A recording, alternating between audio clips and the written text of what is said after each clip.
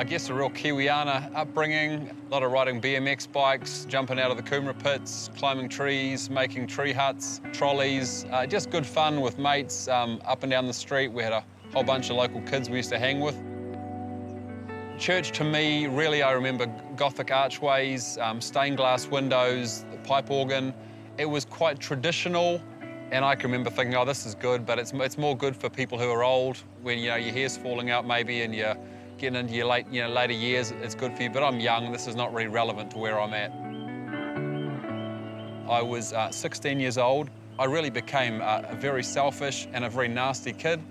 I would intentionally look for people on the schoolyard if they had eczema, if they had glasses, if they had braces. I would particularly pick up on those things and begin to mock them and be sarcastic. As a young kid, I was becoming selfish, I was becoming arrogant, I was hurting people unnecessarily, and I wasn't proud of who I was becoming. I was a happy kid, but something inside me was dying while I had it all. I was out on a 50-kilometre training ride from Pauanui around to Tairua and back. It was just an easy 50K bike ride that day. And a friend of mine, who was an older Christian guy, he said, Campbell, you go to St Kentigern Christian College. It's a private Presbyterian boys' school. What do you think about the Christian side of the school? And I said to this guy, oh, buddy, I said, look, I know God's alive. He's up there. I got no problem with that. But let's get back to talking about the Hawaiian Ironman. Let's talk about your carbon fibre bike.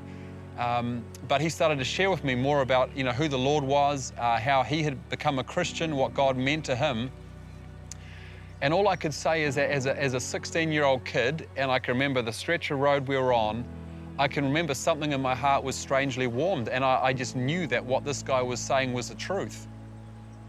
He invited me along to Mount Smart Stadium, which is now Ericsson Stadium, and in the April of 1987, they had an evangelist there by the name of Luis Palau.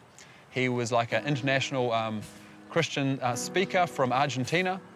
Once again, there's that authenticity to what he was saying. My heart was strangely warmed, and I just, it's hard to describe, but I knew there was a God in heaven. And as a 16-year-old school kid, making an official declaration of my faith in Christ and saying, God, if you really are God, I want to know you. I want to live my life to put a smile on your face. And that was 29 years ago, and I've never once regretted that decision. I remember going back onto the schoolyard and guys talking about what they got up to on the weekend and what party they went to and who they were with and how drunk they got and who they did what with.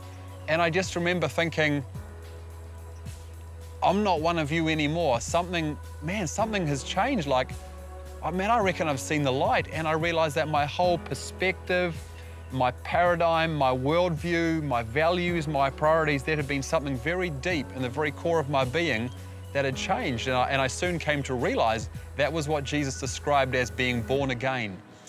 And so, yeah, I was genuinely converted as a 16-year-old.